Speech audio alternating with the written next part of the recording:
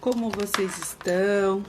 Estamos começando mais uma live das nossas sextas-feiras, né? Hoje a gente tá começando 8h05, mas eu vou mudar o horário dessa live para 8h07, porque eu não estou conseguindo entrar às 8 da manhã em ponto, porque meu filho vai para a escola às 8 da manhã e eu tô com meu marido tá se atrasando para levar ele de manhã. Então, às 8 horas em ponto, eu não estou conseguindo entrar por questões técnicas. Mas vamos ver se a gente consegue entrar toda sexta às 8h07. Conforme eu me comprometi com vocês, estou aqui todas as sextas-feiras às 8 da manhã. Provavelmente a partir da semana que vem a gente vai começar às 8h07 da manhã. Falando sempre dos principais pontos da semana em relação a questões de tributos no setor de transporte. Eu sou advogada, consultora tributária, então semanalmente eu sempre tenho muitas questões dos meus clientes em relação a tributos no setor de transporte, em relação a diversas coisas que o pessoal está sempre me perguntando. Então, eu sempre pego aqui na sexta e pego os pontos que estão bombando. Hoje foi meio difícil levantar, porque ficamos até tarde ontem acompanhando o julgamento do STF sobre a exclusão do ICMS da base do PIS e COFINS. Os meus clientes foram sempre muito bem avisados, né? E todos já ingressaram com a ação. O resultado do julgamento foi positivo para o contribuinte, né? No ponto de que o que pode ser excluído, que era o grande ponto do questionamento dos embargos, se seria o ICMS, o saldo devedor do mês, ou o ICMS destacado no documento fiscal. E foi definido que era o ICMS destacado no documento fiscal. Então, se você é uma transportadora, ingressou com a ação e o ICMS destacado no seu CTE, ele pode ser excluído da base de PIS e COFINS. Mas todo mundo pode fazer isso? Não, por enquanto, somente quem ingressou com a ação. Como foi o STF que julgou esse assunto ontem, provavelmente logo sairá uma súmula vinculante e provavelmente o Poder Executivo e o Poder Legislativo vai soltar alguma lei falando disso, né, que você pode excluir, mas por enquanto ainda não há. Então, quem não ingressou com a ação, quem não foi atrás disso, também não pode ir muito atrás, né? Não pode ainda aplicar isso, né? Aplicar esse procedimento no seu dia a dia. O pessoal já está entrando aqui, me digam se o som tá bom, se a imagem tá boa, se tá tudo ok. Se tiver algum problema, vocês já me avisam. Um outro ponto bem interessante desse julgamento ontem foi em relação a modulação, né? A possibilidade de a partir de quando você pode recuperar os últimos 5 anos, né? E foi definido que seria uma modulação a partir da data do último julgamento, que é 2017, né? Então, os que ingressaram com a ação antes de 2017 recuperam os últimos 5 anos. Quem não ingressou com a ação antes de 2017, foi de 2017 até ontem, vamos supor, você só pode retroagir de 2017 até agora, né? Então, bem interessante isso. Foi muito bom, foi pró contribuinte. A gente ficou meio na dúvida, né? Porque a gente corria o risco deles negarem tudo e ser só daqui para frente, efeito só daqui para frente, mas não, pode retroagir a partir de 2017. Isso é muito bom. Se você tiver alguma dúvida, você me chame, eu explico melhor, mas isso deu um grande fôlego na pandemia para as transportadoras, né? Muitas transportadoras tiveram um grande fôlego com isso. Mas o nosso assunto aqui hoje dessa live vai ser redespacho seccionado. Assunto de ouro, assunto que eu vejo muito pouca gente falando, muito pouca gente conhece esses procedimentos, e eu vou passar para vocês quentinho aqui, né? Então, gente, a nossa live ela é sempre de 20 minutinhos. Meu celular tá assim, tô sem horário, hein, gente? Vou ter que ligar o computador aqui para acompanhar o horário, porque vocês sabem que eu falo demais, né? E aí, se eu vacilo, né, gente? Quando eu vejo, eu já falei quase meia hora, já falei quase 1 hora. Deixa eu acenar aqui para Ali. Ali, da onde você é? Você é de São Paulo? Você é da onde? Me conta pra gente conhecer quem tá acompanhando nessa live. Às vezes o pessoal não acompanha ao vivo, mas assiste a live depois, né? Me faz pergunta, eu fico bem feliz com isso. Gente, esse ponto de redespacho e seccionado é um ponto assim que você pode dar uma googada, já googlei muito esse assunto, já pesquisei muito, até ter uma posição e vi que tem bem pouco posicionamento sobre esse assunto. Inclusive, não é nem todo o Brasil que conhece esse procedimento de transporte seccionado, né? Para variar, sempre essas coisas começam sempre aqui na região sudeste e a gente, depois o resto do Brasil vai trabalhando com isso, né? Então, esse é um ponto bem interessante. Vamos lá. Redespacho. Redespacho é um modal de transporte, né? Nós temos vários modais de transporte que são utilizados para melhorar, para operacionalizar melhor e muitas vezes para expandir a sua malha de atuação da sua transportadora. Então, é muito comum utilizar os modais de transporte. Redespacho, subcontratação, transbordo, né?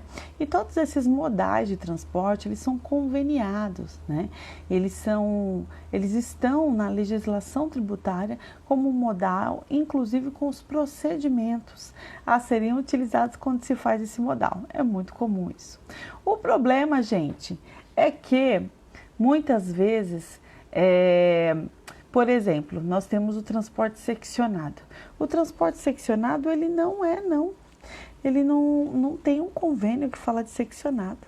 Se você for pesquisar o seccionado, você não acha um convênio, uma coisa. O que tem sobre transporte seccionado? Vou explicar para vocês direitinho o que é a diferença desse modal. Um modal que está sendo muito utilizado aqui no estado de São Paulo, tá? E eu vou falar sobre as legislações sobre este modal, que é algo bem interessante, tá? Então vamos lá, redespacho. Vamos falar de diferenças entre subcontratação, redespacho e depois eu entro com transporte seccionado. A subcontratação é quando eu, uma transportadora, contrato uma outra transportadora para fazer todo o trecho o qual eu me comprometi a fazer. Então é uma subcontratação. Eu praticamente repasso o serviço que eu fui contratado para fazer. Olha o Ricardo aí, o pessoal está tudo entrando aí. Bom dia, pessoal. Hoje nós vamos falar de redespacho e seccionado. Bombástico esse assunto, viu, gente? Se vocês forem pesquisar, tem bem pouca gente que fala sobre esse assunto, tem bem pouco posicionamento da Cefaz sobre esse assunto, mas eu vou falar aqui porque eu acho que conhecimento liberta e é bem interessante isso. Ó, corações, Karina entrando ali, Ricardo e etc. Então, gente, a subcontratação ficou clara, é um modal de transporte onde uma transportadora é contratada para fazer um trecho e ela contrata uma outra transportadora ou um TAC para fazer o trecho no lugar dela. Ok. O redespacho, o que acontece? Você é contratado uma transportadora para fazer um trecho, vamos supor, de São Paulo até o Rio, porém, você contrata uma transportadora para fazer um trecho, talvez de Santos até São Paulo, e outra transportadora para descarregar o caminhão, carregar de novo em algum ponto aqui em São Paulo e levar até o Rio. O que aconteceu? Duas transportadoras fizeram cada uma parcialmente um trecho do transporte, o qual uma transportadora principal foi contratada para fazer o trecho inteiro. Tá? Então, recapitulando, uma transportadora é contratada para fazer um trecho entre São Paulo, vamos supor, pega a carga em Santos e leva até o Rio de Janeiro. Porém, ela pega uma outra transportadora para pegar a carga para ela em Santos, trazer até São Paulo e outra transportadora, ou ela mesma, a transportadora principal, faz a outra parte do trecho. Então, o que acontece? O redespacho é quando duas transportadoras fazem o trecho, cada uma um pedaço, em que o transportador principal se comprometeu a fazer. Sem problema, comum, um modal muito utilizado hoje em dia para expandir a área de atuação das transportadoras. Excelente, perfeito. Um outro ponto agora, o seccionado. O pessoal me fala, mas seccionado é redespacho. Então vamos lá, aqui que está o ouro, se liga nisso. O que é o seccionado, gente? Vocês vejam bem, o que eu falei do redespacho? Uma transportadora, ela é contratada para fazer um trajeto e ela contrata outra transportadora para fazer parte, ou às vezes até contrata duas transportadoras para cada uma fazer uma parte. Tranquilo, tá? Agora, vamos supor que A quem vai fazer essa contratação das duas transportadoras não é o transportador, é o embarcador, o dono da carga. Pode acontecer. E aí ele faz uma análise logística, uma análise de preço, e ele fala assim: eu não vou contratar a transportadora X. A transportadora X, no geral, ela é contratada e ela contrata a transportadora Y para fazer uma parte e a transportadora W para fazer outra parte. Não, eu mesmo vou contratar direto a transportadora Y e a transportadora W. Então, é um embarcador que contrata duas transportadoras, o dono da carga, para fazer cada um trecho. Em vez de ele contratar uma transportadora responsável por todo o trecho, ele mesmo contrata duas, cada uma para fazer um trecho. E aí, a dor de cabeça fica toda com ele. Bom dia, Alexandra. Ele contrata a transportadora para ficar com ele, entendeu? Então, isso é muito comum, né? Bem comum, bem interessante. E aí, o que eu tive? Qual que foi a grande pegada, né? Eu tive um cliente que fica na região sul. E ele foi e fez, e estava pensando em fazer essa análise. Ele fez um estudo logístico e viu que valia bastante a pena o dono da carga, o embarcador, contratar as duas transportadoras para fazer algum trecho, ao invés de contratar uma transportadora principal para dividir esses trechos. Só que no que foi o grande risco aí? Quando ele contrata uma transportadora que pega uma carga na região sul e traz, por exemplo, para o Rio de Janeiro, vamos supor, do Rio Grande do Sul. Ele pega uma carga lá no Rio Grande do Sul e traz até o Rio de Janeiro. Quando o transporte, ele sempre incide onde se inicia o transporte. O ICMS é devido para o estado onde se iniciou o transporte. Então, quando ele emite aquele CTE, o ICMS fica todo para o estado do Rio Grande do Sul. A partir da hora que você faz um seccionado, você para a carga em São Paulo. E aqui em São Paulo se começa um novo transporte, que seria a segunda transportadora, aqui aconteceu um novo fato gerador de ICMS. E aí São Paulo fica com o ICMS desse segundo trecho. Ou seja, vamos supor que seja um frete de 1.000, tá? Um frete de 1.000. O primeiro trecho fica 700 e o segundo 300. Ou seja, o ICMS, em vez do estado do Rio Grande do Sul ganhar o ICMS em cima de 1.000, ele ganha somente em cima de 700, porque 300 fica para os cofres públicos de São Paulo. Nesse exemplo que eu dei. E isso deu muito problema. Por quê? Porque eles ficaram um pouco inseguros em relação ao fisco de lá. Esse é só um exemplo, tá, gente? E aí eles ficaram inseguros porque o fisco de lá podia alegar que com esse seccionado, já que não há um convênio, uma previsão, eles poderiam correr o risco de ser autuados em relação ao 300. Porque não existe um convênio que fala e nem na legislação lá do Sul trazia essa posição do transporte seccionado. Então, o que está aqui de interessante que eu estou passando para vocês?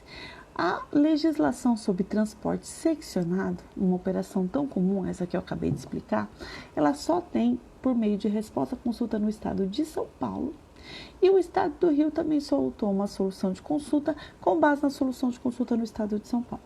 Então, se você faz esse seccionado, aqui em São Paulo e no Rio, tem previsão.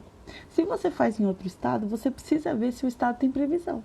Porque se o estado não tiver previsão, você pode estar correndo risco aí de ser autuado em relação ao segundo trecho, já que o ICMS está deixando de ser recolhido para aquele estado, está indo para outro. Muito interessante, né? Inclusive, quando eu até falei com alguns fiscais lá no Sul, eles não conheciam a previsão de seccionado, não havia previsão, né? E o risco realmente era bem grande da autuação em relação a esse ponto. Então, gente, foi isso que eu quis passar para vocês na live de hoje. A diferença do transporte, do modal de transporte redespacho e seccionado. Tá? Fazer um resumo aqui que seccionado não tem previsão no Brasil inteiro, tem alguns estados que há previsão dessa metodologia e tem estados que não há. Então, se você está fazendo num estado que não há, fique ligado porque realmente é um risco fiscal, porque não há um convênio, não há uma legislação sobre o seccionado em todos os estados.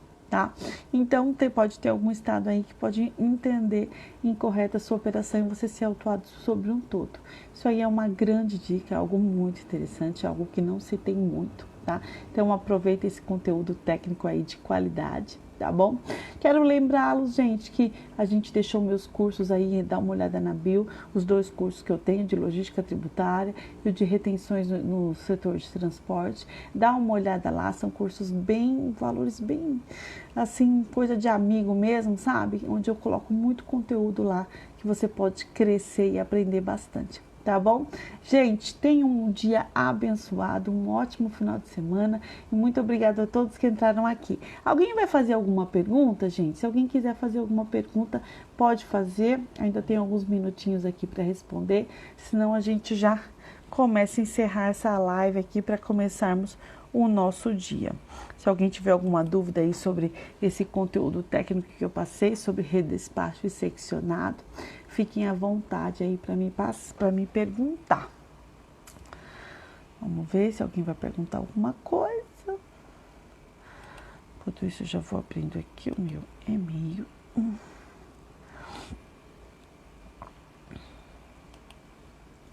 Bem, acho que não vai ter pergunta então.